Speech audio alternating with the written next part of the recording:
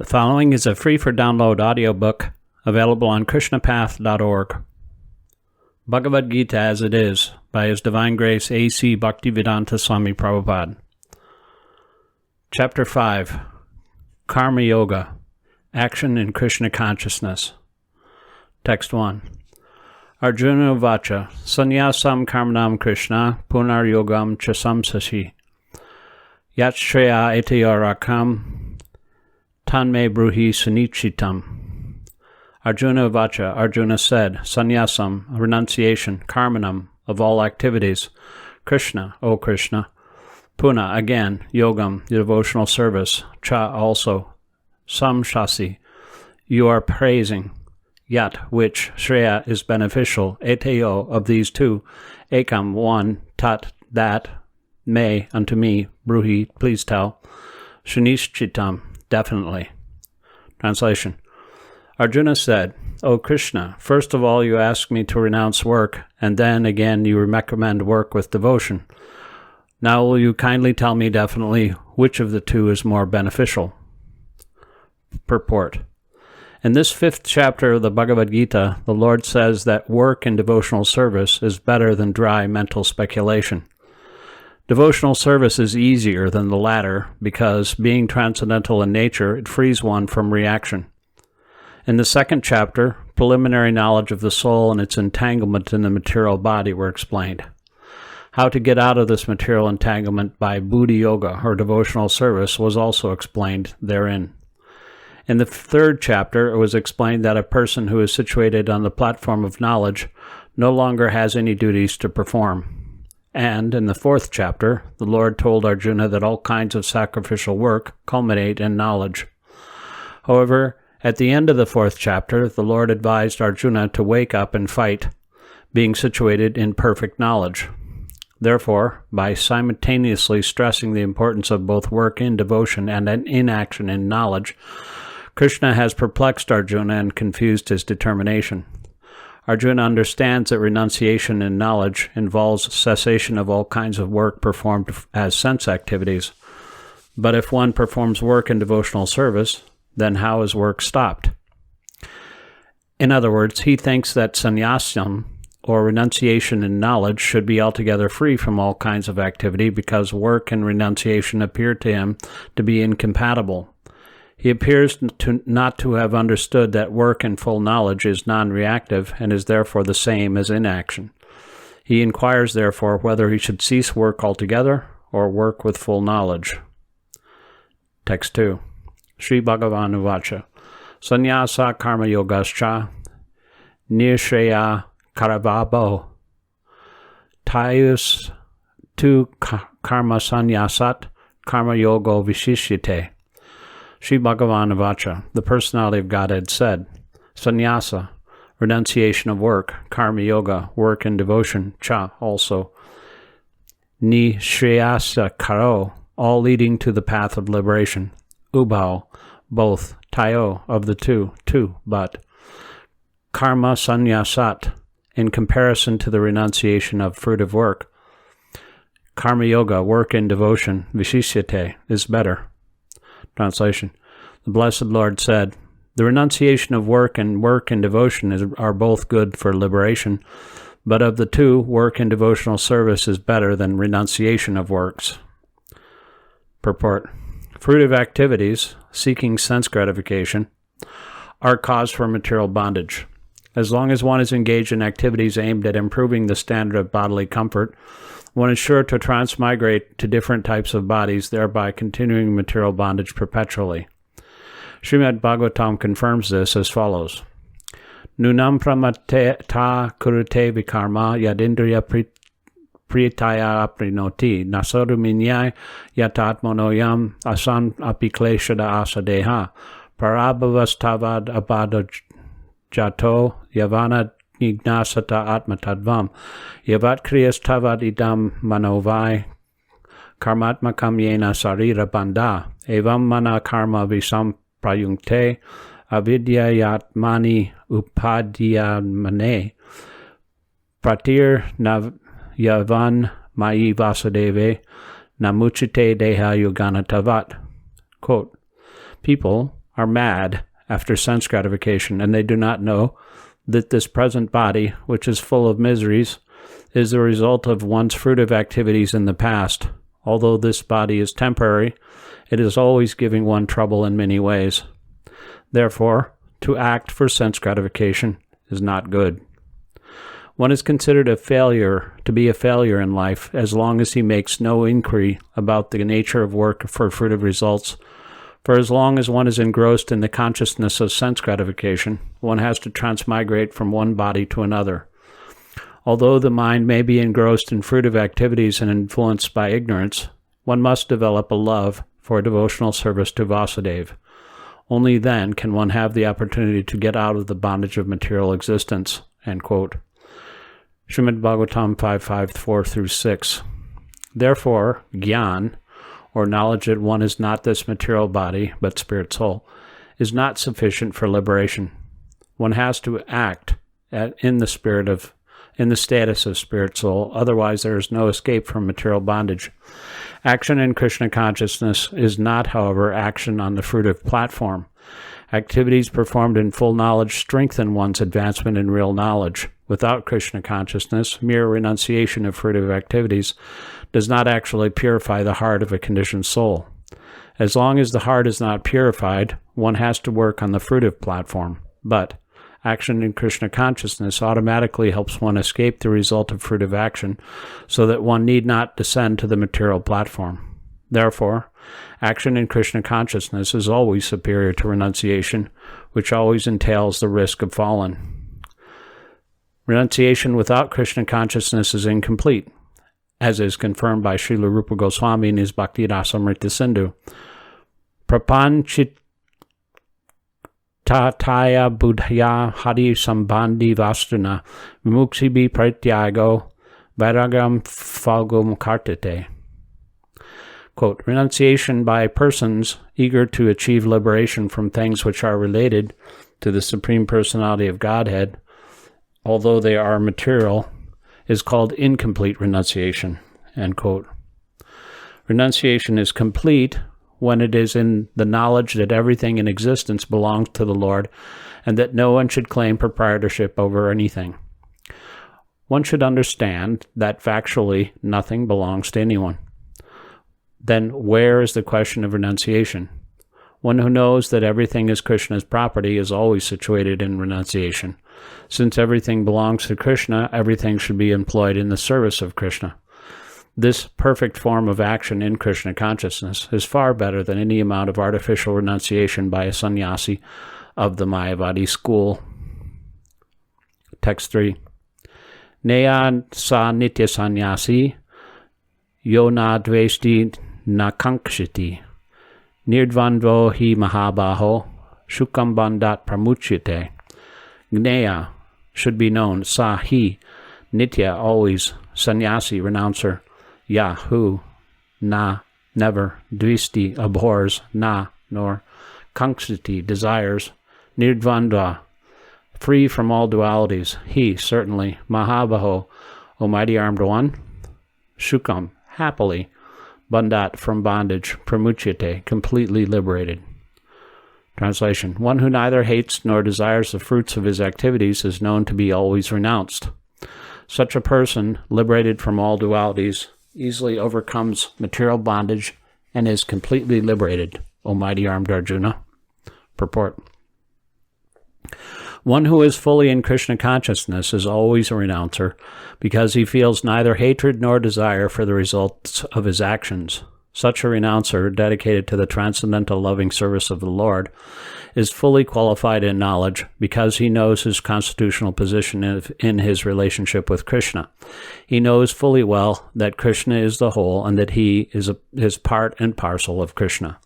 Such knowledge is perfect because it is qualitatively and quantitatively correct.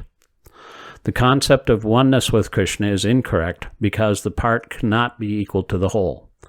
Knowledge that one is one in quality yet different in quantity is correct transcendental understanding, leading one to become full in himself, having nothing to aspire to or nothing to lament over. There is no duality in his mind because whatever he does for Krishna. Being thus freed from the platform of dualities, he is liberated, even in this material world. Text 4. Sankhya Yogao Pratag Bala Pravadanti na Pandita Ekam Api Astita Samyag Abhayor Vindate Phalam. Sankhya, analytical study of the material world. Yoga, work in devotional service. Pritak, different. Bala, less intelligent. Pravadanti, do talk. Na, never. Pandit, the learned. Ekam, in one. Api, even though. Astita, being situated. Samyak, complete. Ubayo, of both. Vindate, enjoys. Phalam, result. Translation. Only the ignorant speak of karma yoga and devotional service as being different from the analytical study of the material world. Sankhya. Those who are actually learned say that he who applies himself well to one of these paths achieves the results of both. Purport. The aim of the analytical study of the material world is to find the soul of existence. The soul of the material world is Vishnu, or the Supersoul. Devotional service to the Lord entails service to the Supersoul. One process is to find the root of the tree, and next, to water the root. The real student of Sankhya philosophy finds the root of the material world, Vishnu, and then, in perfect knowledge, engages himself in the service of the Lord. Therefore, in essence, there is no difference between the two because the aim of both is Vishnu. Those who do not know the ultimate end say that the purpose of Sankhya Yoga and Karma Yoga are not the same, but one who is learned knows the unifying aim in these different processes. Text 5. Yet Sankhya prapyate stanam tad yogar apigamyate ekam sankyam chayogam cha ya pasyati sapasyati.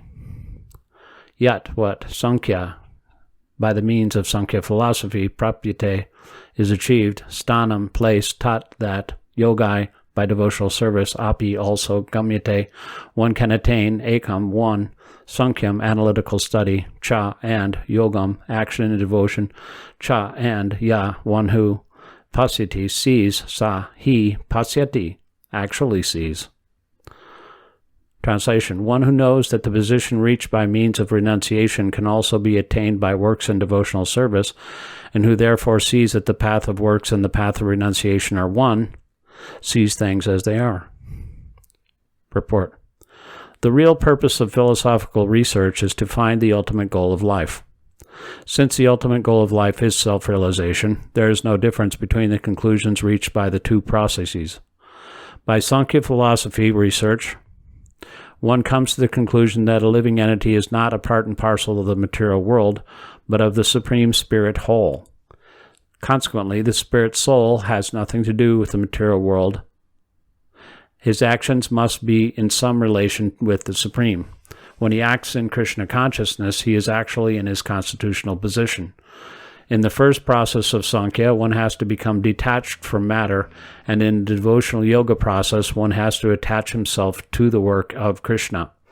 Factually, both processes are the same, although superficially one process appears to involve detachment, and the other process appears to involve attachment. However, detachment from matter and attachment to Kṛṣṇa are one and the same.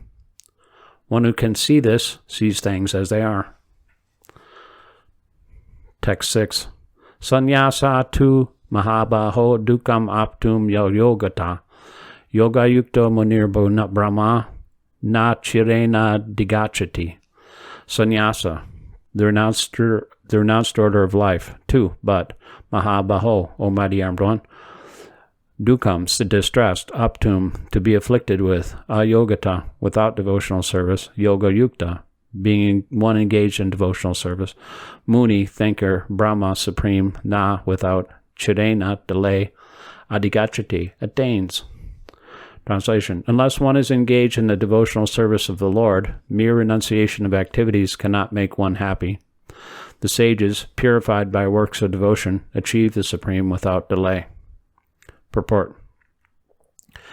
There are two classes of sannyasis, or persons in the renounced order of life. The Mayavadi sannyasis are engaged in the study of Sankhya philosophy, whereas the Vaishnava sannyasis are engaged in the study of Bhagavatam philosophy, which affords the proper commentary on the Vedanta Sutras. The Mayavadi sannyasis also study the Vedanta Sutras, but use their own commentary called Saridaka Bhashya, written by Shankaracharya. The students of the Bhagavad school are engaged in devotional service of the Lord, according to the Pancharatriki regulations, and therefore the sannyasi Vaishnavas have multiple engagements in the transcendental service of the Lord. The Vaishnava sannyasis have nothing to do with material activities, and yet they perform various activities in their devotional service to the Lord. But the Mayavadi sannyasis, engaged in the studies of Sankhya and Vedanta and speculation, cannot relish transcendental service of the Lord. Because their studies become very tedious, they sometimes become tired of Brahman speculation, and thus they take shelter of the Bhagavatam without proper understanding. Consequently, their study of the Srimad Bhagavatam becomes troublesome. Dry speculations and impersonal interpretations by artificial means are all useless for the Mayavadi sannyasis. The Vaishnava sannyasis who are engaged in devotional service are happy in the discharge of their transcendental duties, and they have the guarantee of the ultimate entrance into the kingdom of God. The Mayavadi sannyasis sometimes fall down from the path of self-realization and again enter into material activities of a philanthropic and altruistic nature, which are nothing but material engagements.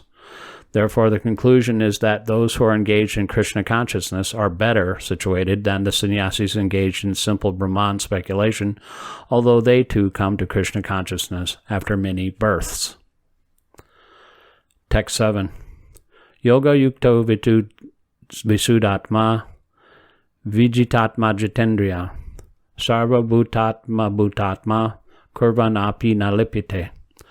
Yoga yukta, engaged in devotional service, Vishuddhatma, a purified soul, Vijita Atma, self-controlled, Jita Indriya, having conquered the senses, Sarva Bhuta Atma Bhuta Atma, compassionate to all living entities, Kurvanapi, although engaged in work, never, Lipyate, is entangled.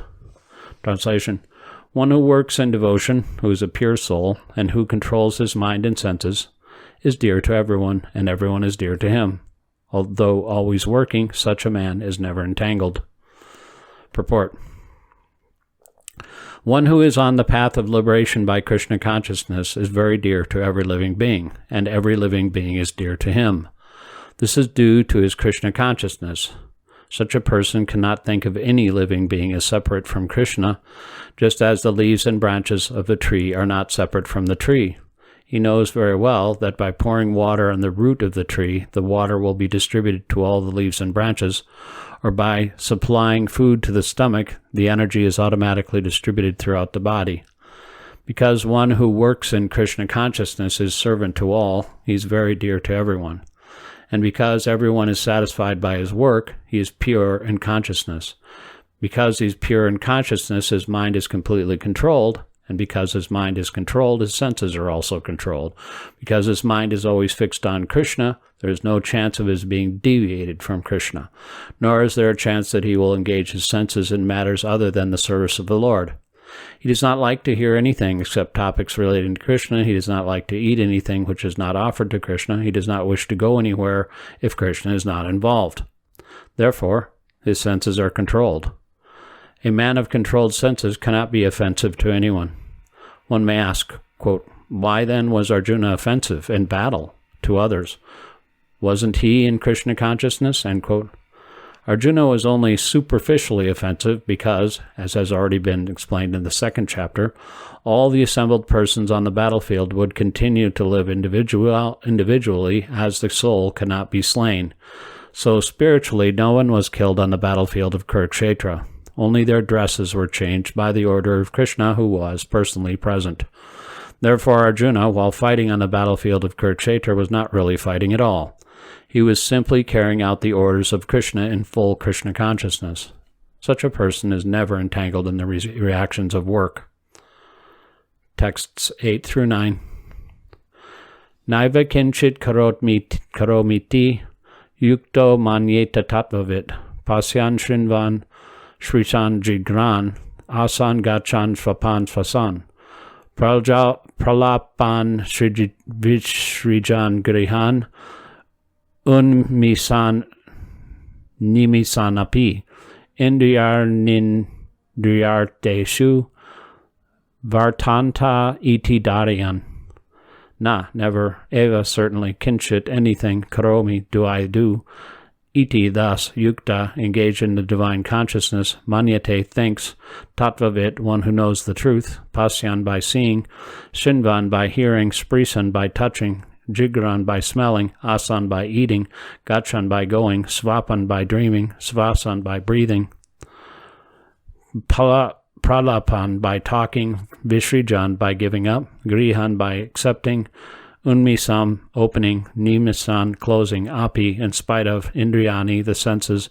Indriyarteshu, in sense gratification. Vartante, let them be so engaged. Iti, thus. Dariyan, considering. Translation. A person in the divine consciousness, although engaged in seeing, hearing, touching, smelling, eating, moving about, sleeping, and breathing, always knows within himself that he actually does nothing at all.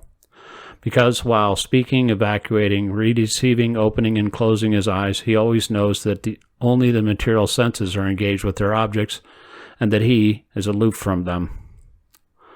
Purport. A person in Krishna consciousness is pure in his existence, and consequently he has nothing to do with any work which depends on 5 immediate and remote causes: the doer, the work, the situation, the endeavor, and fortune. This is because he is engaged in the transcendental loving service of Krishna. Although he appears to be acting with his body and senses, he is always conscious of his actual position, which is spiritual engagement. In material consciousness, the senses are engaged in sense gratification, but in Krishna consciousness, the senses are engaged in the satisfaction of Krishna's senses. Therefore, the Krishna-conscious person is always free, even though he appears to be engaged in things of the senses. Activities such as seeing, hearing, speaking, evacuating, etc., are actions of the senses meant for work. A Krishna consciousness person is never affected by the actions of the senses. He cannot perform any act except in the service of the Lord, because he knows that he is the eternal servitor of the Lord. Text 10. Brahmani adhaya karmani sangam tvaktva karotiya lipyate nasapapena padma patam ivambasa. Brahmani, the Supreme Personality of Godhead, adhaya, resigning to, unto, karmani, all works, sangam, attachment, tvaktva, giving up, karoti, performs, ya, who, lipyate, is affected, na, never, sa, he, papena, by sin, padma patram, lotus leaf, iva, like, ampasa, in the water. Translation. One who performs his duty without attachment, surrendering the results unto the Supreme God, is not affected by sinful action, as the lotus leaf is untouched by water. Purport. Here, Brahmani means in Krishna consciousness. The material world is the sum total manifestation of the 3 modes of material nature, technically called the pradhan. The Vedic hymns, Sarvame tad Brahma tasmade tad Brahma nama rupam anan chayat jayate, and in the Bhagavad Gita, mam ma yonir mahad Brahma, indicate that everything in the material world is the manifestation of Brahman, and, although the effects are differently manifested, they are non-different from the cause.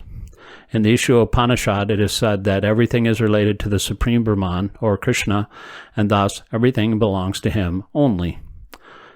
One who knows perfectly well that everything belongs to Krishna, that he is the proprietor of everything, and that therefore everything is engaged in the service of the Lord, naturally has nothing to do with the results of his activities, whether virtuous or sinful. Even one's material body, being a gift of the Lord for carrying out a particular type of action, can be engaged in Krishna consciousness. It is beyond contamination by sinful reactions, exactly as the lotus leaf, though remaining in the water, is not wet. The Lord also says in the Gita, Mayi sarvani karmani sannyasya, quote, resign all works unto me, Krishna, end quote.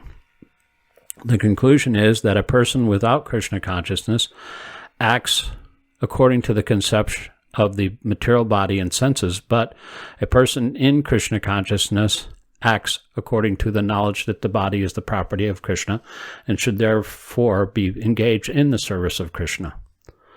Text 11.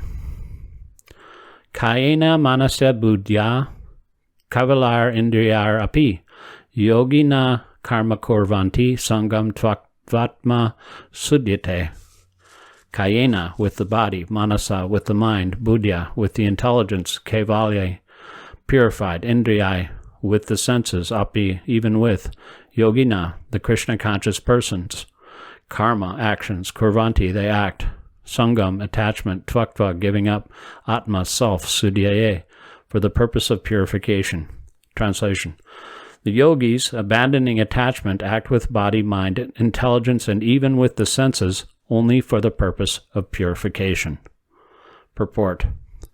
By acting in Krishna consciousness for the satisfaction of the senses of Krishna, any action, whether of the body, mind, intelligence, or even of the senses, is purified of material contamination. There are no material reactions resulting from the activities of a Krishna-conscious person. Therefore, purified activities, which are generally called sadachara, can be easily performed by acting in Krishna consciousness. Srila Rupa Goswami in his Bhakti Rasamrita Sindhu describes this as follows. Iha yasyar hare dasye karmana manasang kriya nikhilashvapi alvashtu su jiva mukrasa uchate. A person acting in Krishna consciousness, or, in other words, in the service of Krishna, with his body, mind, intelligence, and words, is a liberated person even within the material world, although he may be engaged in many so-called material activities. He has no false ego, nor does he believe that he is this material body, nor that he possesses the body. He knows that he is not this body, but that this body does not belong to him. He himself belongs to Krishna, and the body too belongs to Krishna. When he applies everything produced of the body, mind, intelligence, words, life, wealth, etc., whatever he may have within his possession to Krishna's service, he is at once dovetailed with Krishna. He is one with Krishna and is devoid of the false ego that leads one to believe that he is the body, etc. This is the perfect stage of Krishna consciousness. Text 12. Yukta karma phalam tyaktva shantim apnoti naishtikam. Ayukta karmakarina phale sakto nibadyate. Yukta, one who is engaged in devotional service. Karma phalam, the results of all activities. Tyaktva, giving up. Shantim, perfect peace. Apnoti, achieves. Naishtikam, unflinching. Ayukta, one who is not in Krishna consciousness. Kama karena, for enjoying the result of work. Phale, in the result. Shakta, attached. Nibhadyate, becomes entangled. Translation.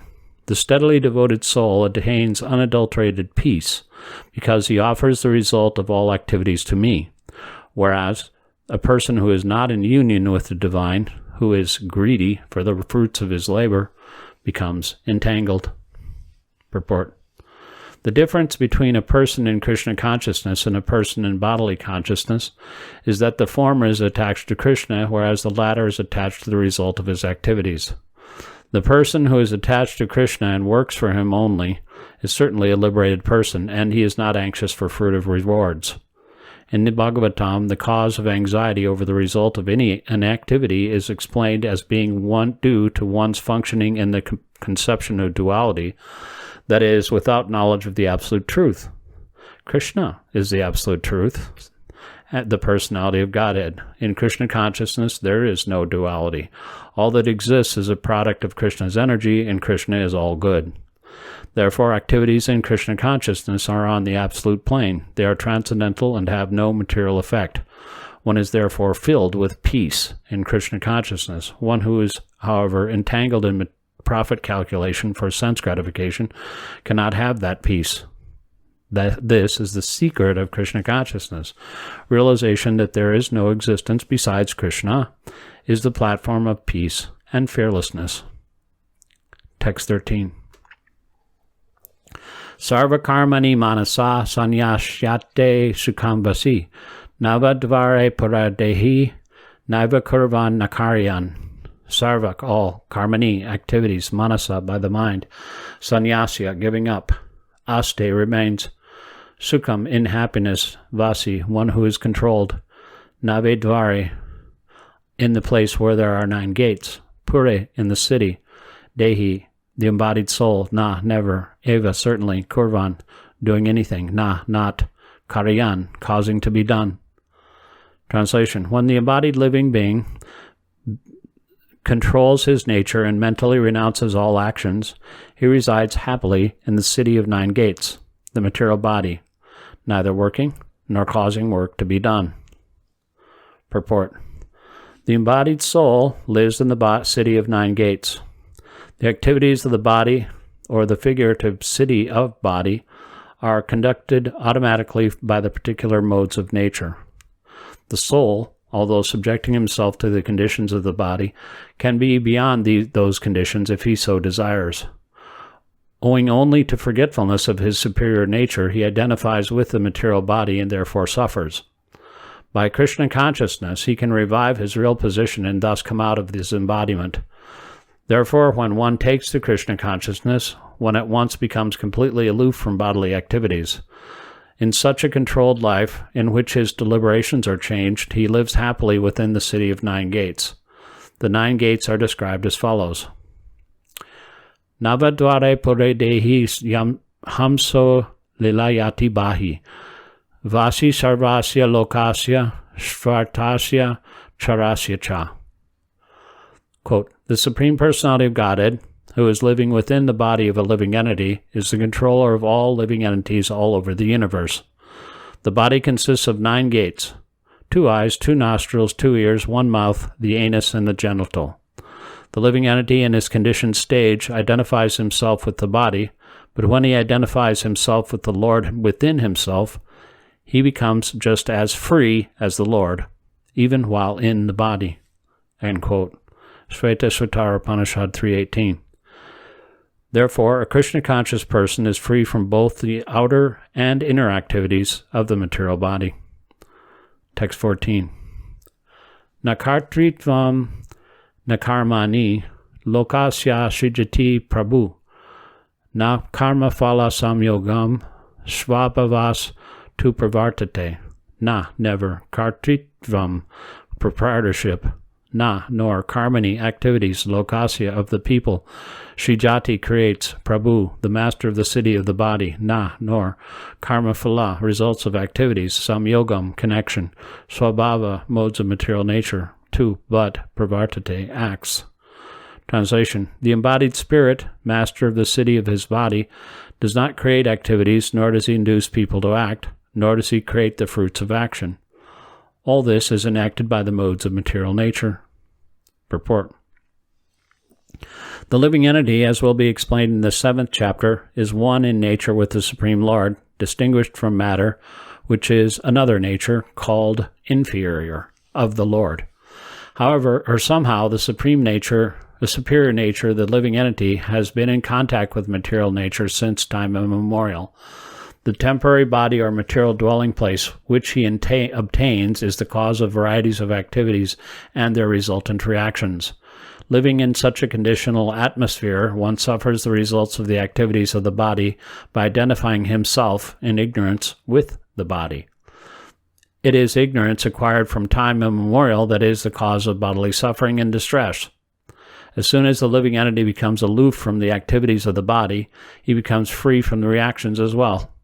As long as he is in the city of the body, he appears to be the master of it, but actually he is neither its proprietor nor controller of its actions and reactions.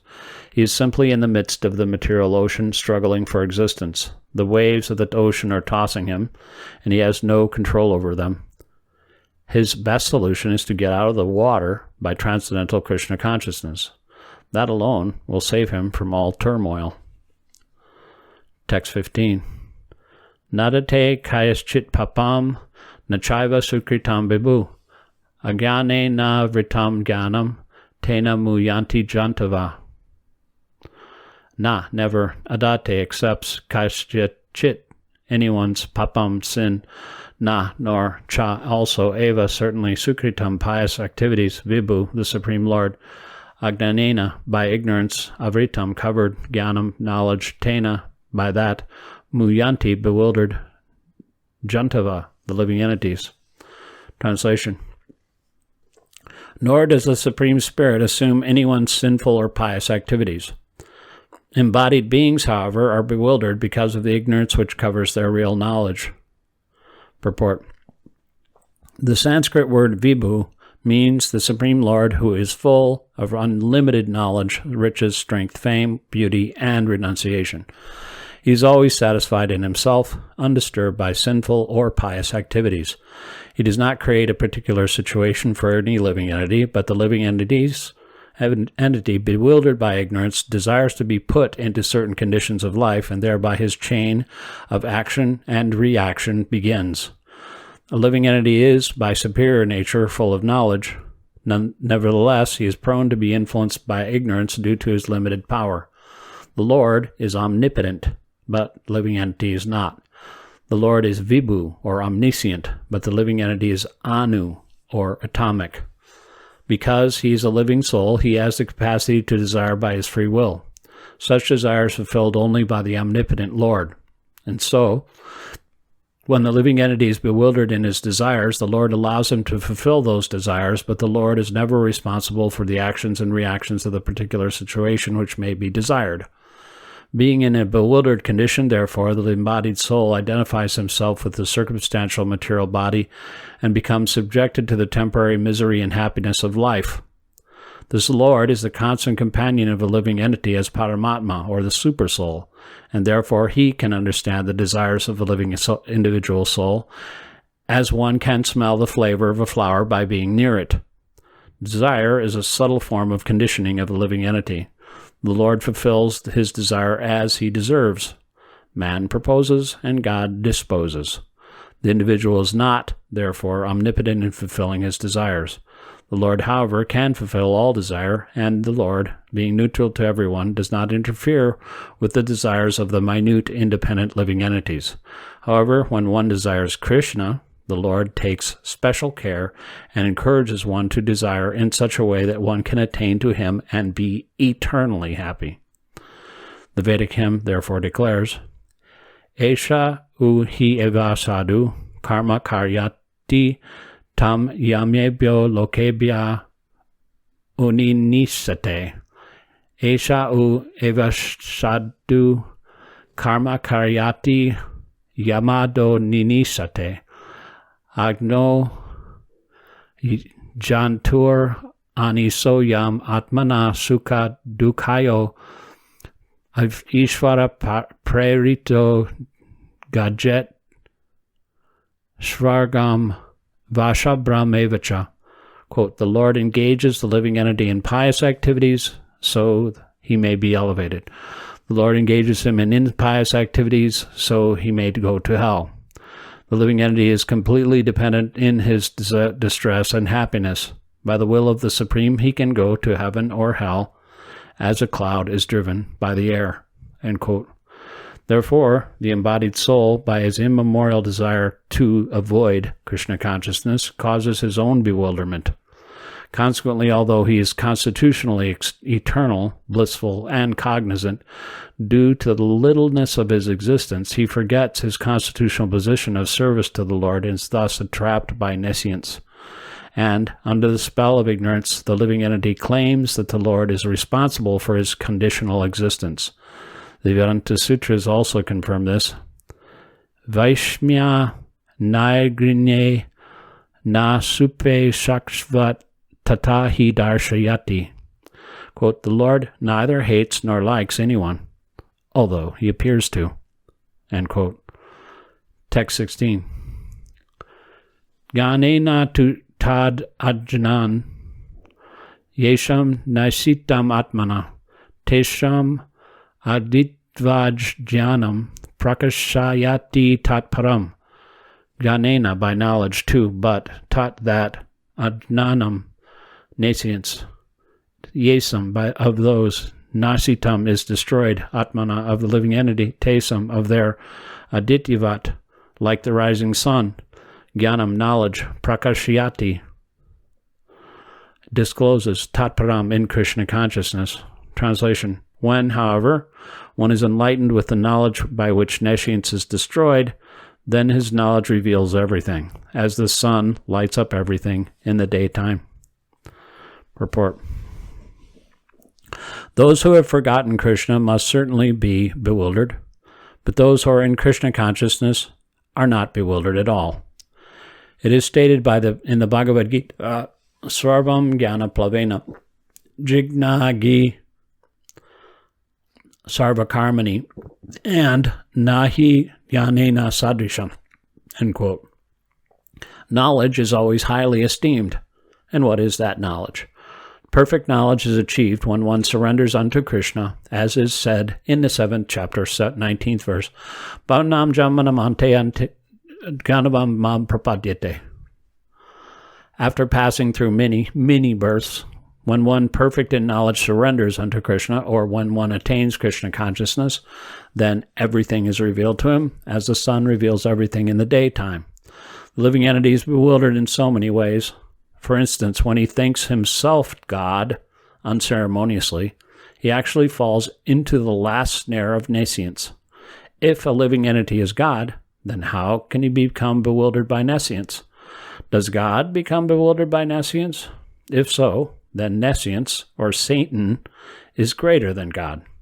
Real knowledge can be obtained from a person who is in perfect Krishna consciousness. Therefore, one has to seek out such a bona fide spiritual master and, under him, learn what Krishna consciousness is. The spiritual master can drive away all nescience as the sun drives away darkness.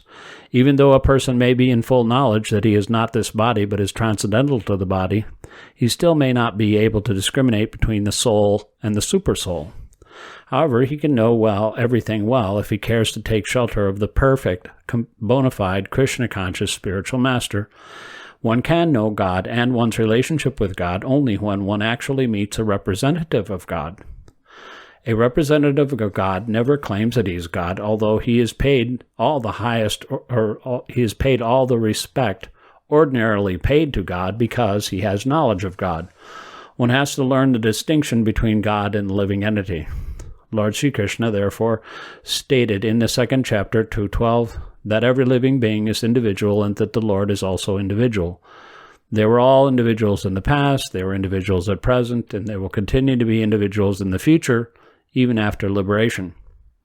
At night, we see everything as one in the darkness, but in the day, when the sun is up, we see everything in its real identity. Identity with individuality in spiritual life is real knowledge.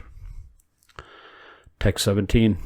Tad buddhiyas tad atmanas, tad nishtas tad parayana, gachanti apurnar avritim, jnana nirdutta kalmasaha. Tad buddhaya, one whose intelligence is always in the Supreme. Tad atmana, one whose mind is always in the Supreme.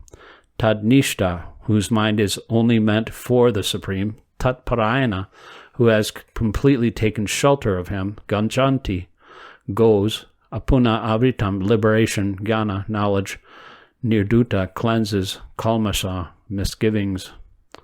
Translation: when one's intelligence, faith, mind, and refuge are all fixed in the Supreme, then one becomes fully cleansed of misgivings through complete knowledge and thus proceeds straight on the path of liberation. Purport: the supreme transcendental truth is Lord Krishna. The whole Bhagavad Gita centers around the declaration of Krishna as the Supreme Personality of Godhead. That is the version of all Vedic literature. Paratattva means the Supreme Reality, one who is understood by the knowers of the Supreme as Brahman, Paramatma, and Bhagavan. Bhagavan, or the Supreme Personality of Godhead, is the last word in the Absolute. There is nothing more than that. The Lord says, Mata Paratanam Nanyat Kanchit Asti Dhananjaya. Impersonal Brahman is also supported by Krishna, Brahmano Pratistitam. Therefore, in all ways, Krishna is the Supreme Reality. One whose mind, intelligence, faith, and refuge are always in Krishna, or in other words, one who is fully in Krishna consciousness, is undoubtedly washed clean of all misgivings and is in perfect knowledge in everything concerning transcendence. A Krishna-conscious person can thoroughly understand that there is duality, simultaneous identity, and individuality in Krishna, and, equipped with such transcendental knowledge, one can make steady progress on the path of liberation. Text 18. Vidya Vinaya Sampane Brahmani Gavihastini Sunichaiva Svakpake Cha Pandita Samandarshana.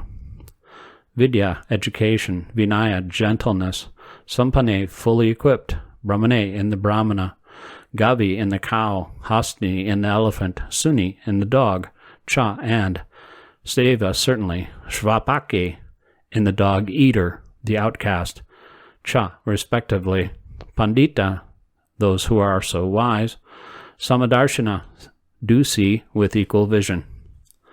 Translation. The humble sage, by virtue of true knowledge, sees with equal vision a learned and gentle Brahmana, a cow, an elephant, a dog, and a dog-eater, outcast. Purport. A Krishna-conscious person does not make any distinction between species or castes. The Brahmana and the outcast may be different from the social point of view, or a dog, a cow, or an elephant may be different from the point of view of species, but these differences of body are meaningless from the viewpoint of a learned transcendentalist. This is due to their relationship to the Supreme, for the Supreme Lord, by his plenary portion as Paramatma, is present in everyone's heart. Such an understanding of the Supreme is real knowledge. As far as the bodies are concerned in different castes or different species of life, the Lord is equally kind to everyone, because he treats every living being as a friend, yet maintains himself as Paramatma regardless of the circumstances of the living entities. The Lord, as Paramatma, is present both in the outcast and in the Brahmana, although the body of a Brahmana and that of an outcast are not the same. The bodies are material productions of different modes of material nature, but the soul and the supersoul within the body are of the same spiritual quality. The similarity in the quality of the soul and the supersoul, however, does not make them equal in quantity, for the individual soul is present only in that particular body, whereas the Paramatma is present in each and every body. A Krishna-conscious person has full knowledge of this, and therefore he is truly learned and has equal vision. The similar characteristics of the soul and supersoul are that they are both conscious, eternal, and blissful. But the difference is that the individual soul is conscious within the limited jurisdiction of the body, whereas the supersoul is conscious of all bodies. The supersoul is present in all bodies without distinction. Text 19. Ihaiva tair tasargo yesham samye stitam mana nirdosham hi saman brahma tasmad brahmani te stita.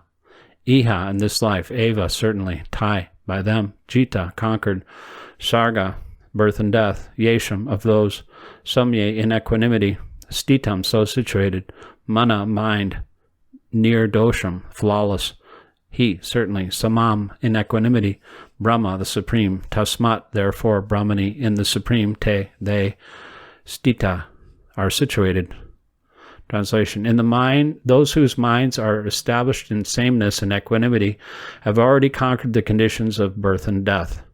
They are flawless, like Brahman, and thus they are already situated in Brahman. Purport.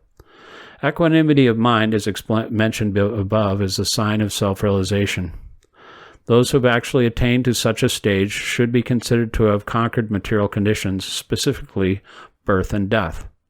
As long as one identifies with this body, he is considered a conditioned soul, but as soon as he is elevated to the stage of equanimity through realization of self, he is liberated from conditional life. In other words, he is no longer subject to take birth in the material world, but can enter into the spiritual sky after death. The Lord is flawless because he is without attraction or hatred. Similarly, when a living entity is without attraction or hatred, he also becomes flawless and eligible to enter into the spiritual sky. Such persons are to be considered already liberated, and their symptoms are described below. Text 20.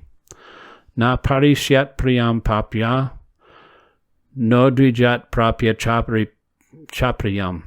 Stira buddhir asamudo brahmavid brahmani stita. Na, never. Prarishyat, rejoice. Priyam, pleasant. Prapya, achieving. Na, does not. Udvijat, agitated. Prapya, obtaining. Cha, also. Apriyam, unpleasant. Stira buddhi, self-intelligent. Asamuda, unbewildered. Brahmavit, one who knows the Supreme perfectly. Brahmani, in the transcendence. Stita, situated. Translation. A person who neither rejoices upon achieving something pleasant, nor laments upon obtaining something unpleasant, who is self-intelligent, unbewildered, and who knows the science of God, is to be understood as already situated in transcendence. Purport. The symptoms of the self-realized person are given herein. The first symptom is that he is not illusioned by the false identification of the body with his true self. He knows perfectly well that he is not this body, but is the fragmental portion of the Supreme Personality of Godhead. He is therefore not joyful in achieving something, nor does he lament in losing anything which is related to his body. This steadiness of mind is called sthira buddhi, or self-intelligence. He is therefore never bewildered by mistaking the gross body for the soul, nor does he accept the body as permanent and disregard the existence of the soul. This knowledge elevates him to the station of knowing the complete science of the Absolute Truth, namely Brahman, Paramatma, and Bhagavan. He thus knows his constitutional position perfectly well, without falsely trying to become one with the Supreme in all respects. This is called Brahman realization, or self-realization. Such steady consciousness is called Kṛṣṇa consciousness. Text 21.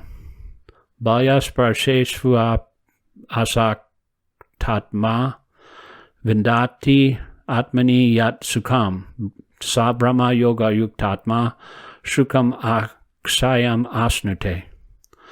Balyasparsheshu, in external sense pleasure, asaktatma, one who is not so attached, vindati, enjoys, atmani, in the self, yat, that which, sukham, happiness, sa, that, Brahma Yoga, concentrated in Brahman, yuktatma, self-connected, sukham, happiness, akshayam, unlimited, asnute, enjoys. Translation.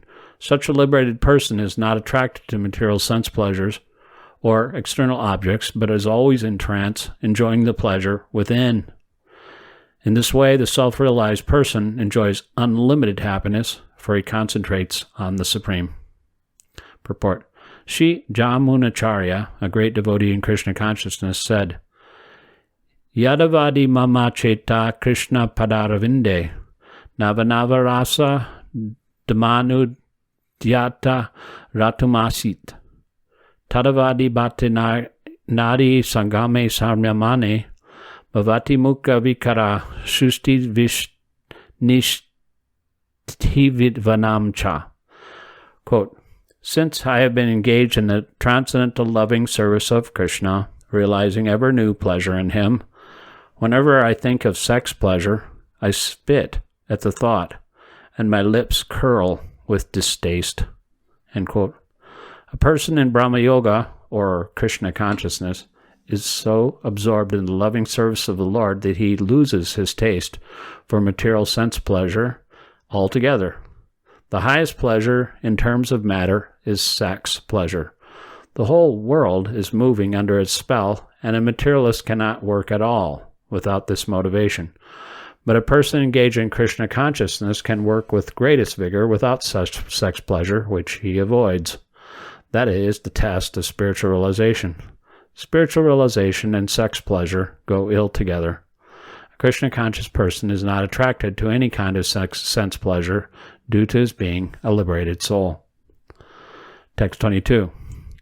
Yehi sam sparshajar boga dukkha yonaya evate adi antavante konteya nateshu ramate buddha.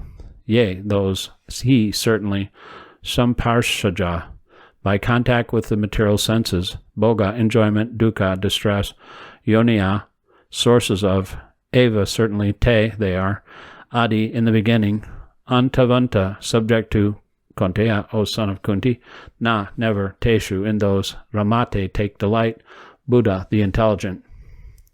Translation. An intelligent person does not take part in the sources of misery which are due to contact with the material senses. O son of Kunti, such pleasures have a beginning and an end, and so the wise man does not delight in them. Purport. Material sense pleasures are due to the contact of the material senses, which are all temporary because the body itself is temporary. A liberated soul is not interested in anything which is temporary.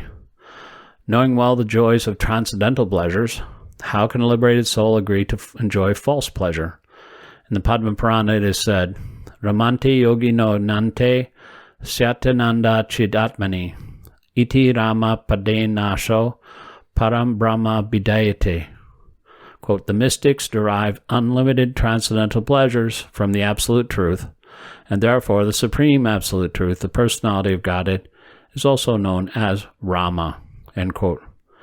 In the Srimad Bhagavatam it is also said, Nayam deho deha bhajam niloke, kastan kamar tate vidbhujamye, tapodivyam puttakatyena sattvam sudayat yasmad brahmasukyam tvarantam. Quote, my dear sons, there is no reason to liberate or labor very hard for sense pleasure while in this human form of life. Such pleasures are available to the stool eaters, hogs. Rather, you should undergo penance in this life by which your existence will be purified, and as a result, you'll be able to enjoy unlimited transcendental bliss. End quote. Srimad Bhagavatam 551. Therefore, those who are true yogis or learned transcendentalists are not attracted by sense pleasures, which are the causes of continuous material existence. The more one is addicted to material pleasures, the more he is entrapped by material miseries. Text 23. Shaknotaiva yasudhum praksarida vimokshanat kama kroda bhavan vegam sayukta sa shuki nara. Shaknoti, able to do, eva, iha eva, in the present body, ya, one who sodhum, to tolerate, prak, before, sarira, body, vimokshanat, giving up, kama, desire, kroda, anger, ubhavam, generated from, vegam, urge, sahi, yukta, in trance, sahi, sukhi, happy, nara, human being. Translation. Before giving up this present body, if one is able to tolerate the urges of the material senses and check the force of desire and anger, he is a yogi and is happy in this world.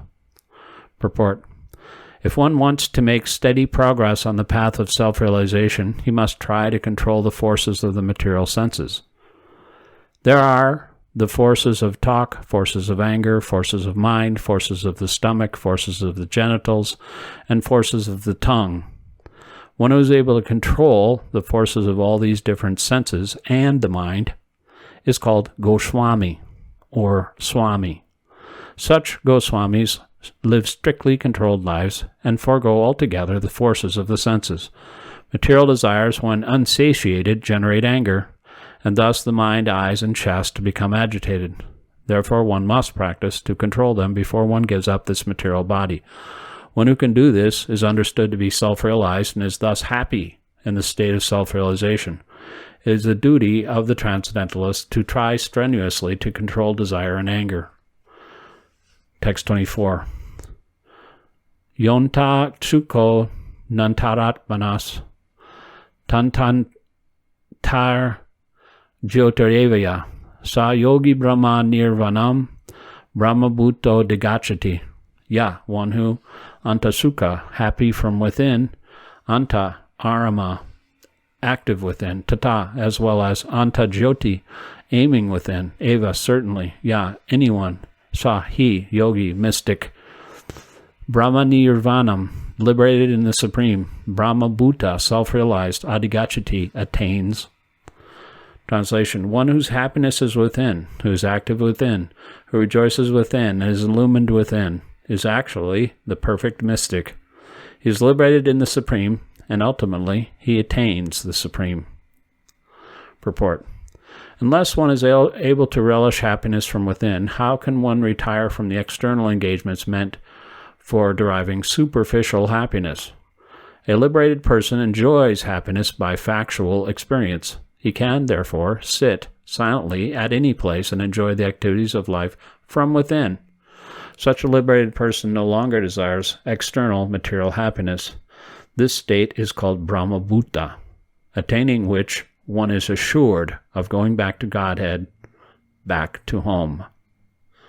Text 25. Labanti Brahma Nirvanam Rasya Kṛṣṇa Kalmasa China Dvaida Yatatmana Sarvabhuta Hite Rata.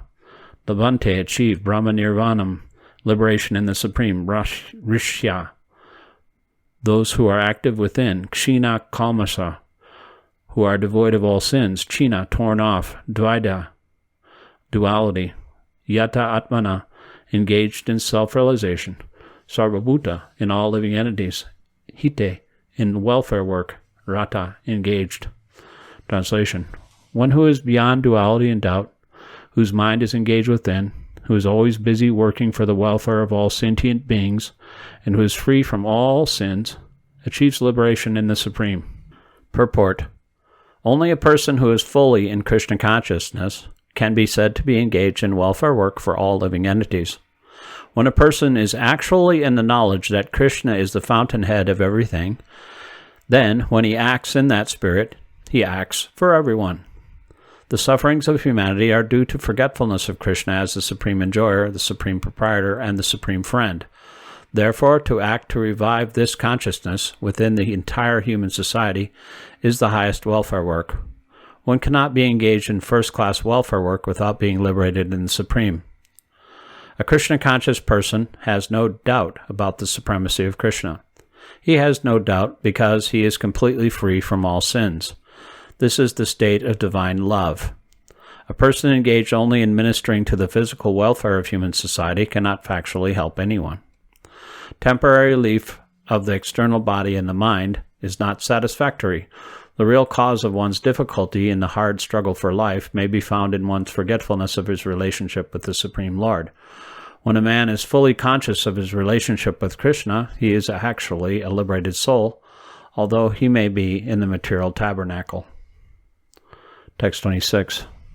Kama krodha vimuktanam yatinam yata chetasam abhito brahmanirvanam vartate viditatmanam.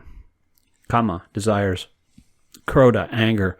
Vimuktanam, of those who are so liberated. Yatinam, of the saintly persons. Yata chetasam, of persons who have full control over the mind.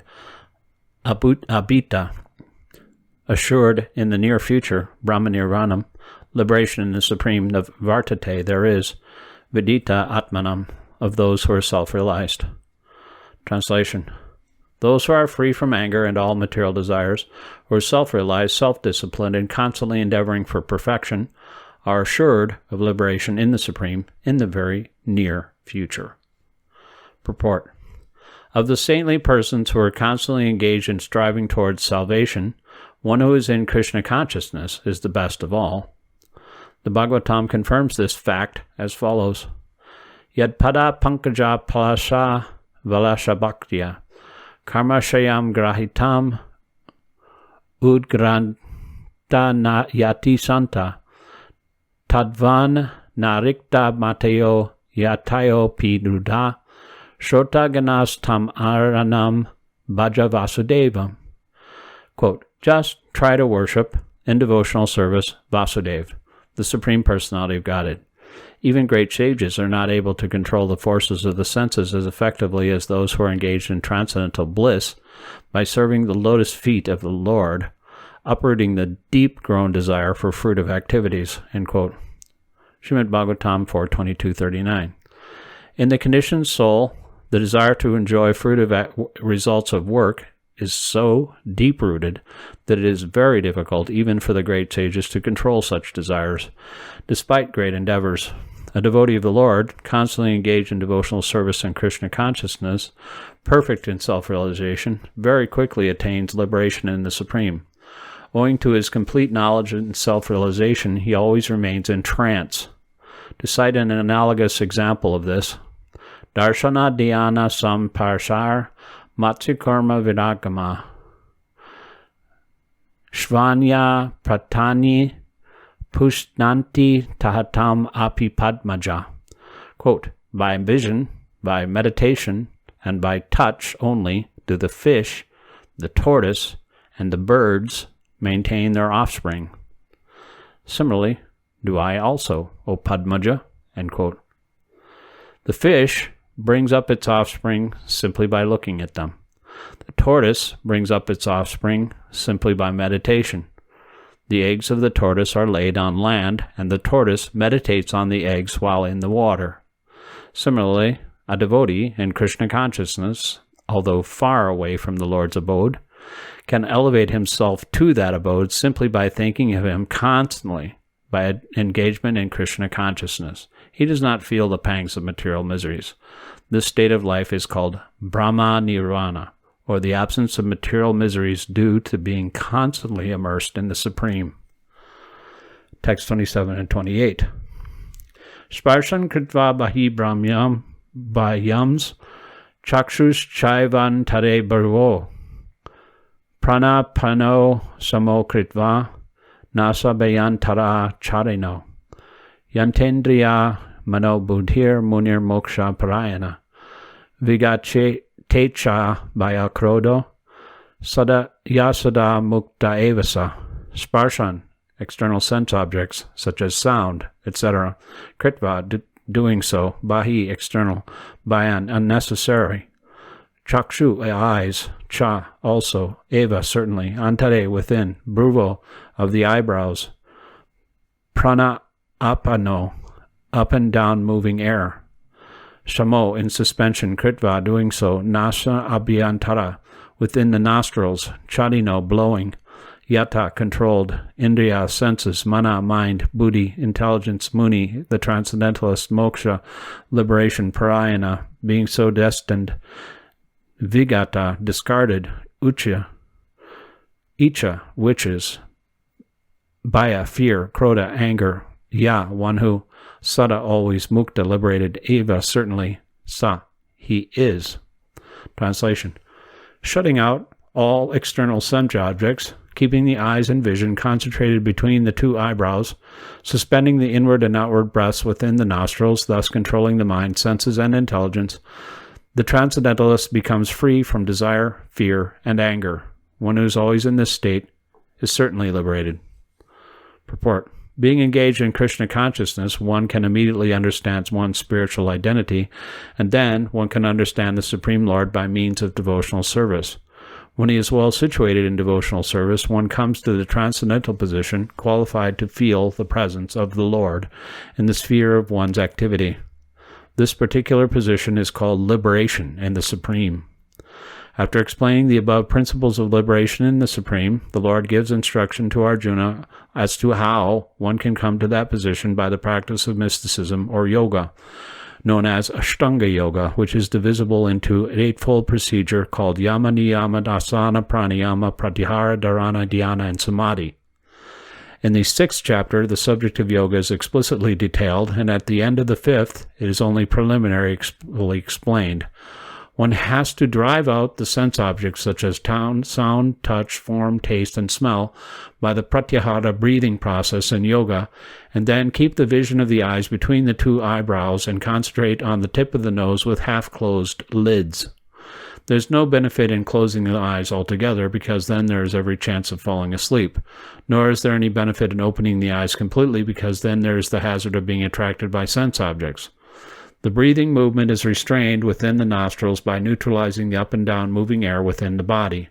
By practice of such yoga, one is able to gain control over the senses, refrain from outward sense objects, and thus prepare oneself for liberation in the Supreme. This yoga process helps one to become free from all kinds of fear and anger, and thus feel the presence of the Supersoul in the transcendental situation. In other words, Krishna consciousness is the easiest process of executing yoga principles. This will be thoroughly explained in the next chapter. A Krishna-conscious person, however, being always engaged in devotional service, does not risk losing his senses to some other engagement. This is a better way of controlling the senses than by the Ashtanga Yoga. Text 29. Bhoktaram yagatapasam sarvaloka maheshwaram sadidam sarvabhutanam yatmamam shantimrichati. Bhoktaram, beneficiary, yajna, sacrifices, tapasam, of penances and austerities, sarvaloka, all planets and the demigods thereof, maheshwaram, the Supreme Lord, sudidam, benefactor, sarva, all, bhutanam, of the living entities, jnatva, thus knowing, mam, me, Lord Krishna, shantim, relief from material pangs, richati, achieves. Translation. The sages, knowing me as the ultimate purpose of all sacrifices and austerities, the Supreme Lord of all planets and demigods, and the benefactor and well-wisher of all living entities, attain peace from the pangs of material miseries. Purport. The conditioned souls within the clutches of the illusory energy are always anxious to attain peace in the material world.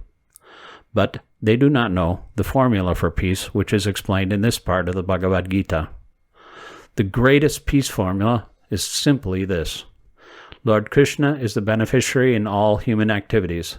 Men should offer everything to the transcendental service of the Lord because he is the proprietor of all planets and demigods thereon. No one is greater than he. He is the greater than the greatest of the demigods, Lord Shiva and Lord Brahma. In the Vedas, the Supreme Lord is described as Tam Ishvaranam Paramam Maheshwaram. Under the spell of illusion, living entities are trying to be lords of all they survey, but actually they are dominated by the material energy of the Lord. The Lord is the master of material nature, and the conditioned souls are under the stringent rules of material nature. Unless one understands these bare facts, it is not possible to achieve peace in this world, either individually or collectively. This is the sense of Krishna consciousness. Lord Krishna is the supreme predominator, and all living entities, including the great demigods, are his subordinates. One can attain perfect peace only in complete Krishna consciousness. This 5th chapter is a practical explanation of Krishna consciousness, generally known as Karma Yoga. The question of mental speculation as to how Karma Yoga can give liberation is answered herewith. To work in Krishna consciousness is to work with a complete knowledge of the Lord as the predominator.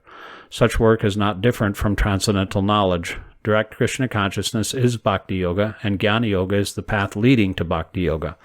Krishna consciousness means to work in full knowledge of one's relationship with the Supreme Absolute, and the perfection of this consciousness is full knowledge of Krishna, or the Supreme Personality of Godhead. A pure soul is the eternal servant of God as his fragmental part and parcel. He comes into contact with Maya, illusion, due to the desire to lord it over Maya, and that is the cause of his many sufferings. As long as he is in contact with matter, he has to execute work in terms of material necessities. Krishna consciousness, however, brings one into spiritual life even while one is within the jurisdiction of matter, for it is an arousing of spiritual existence by practice of the material world.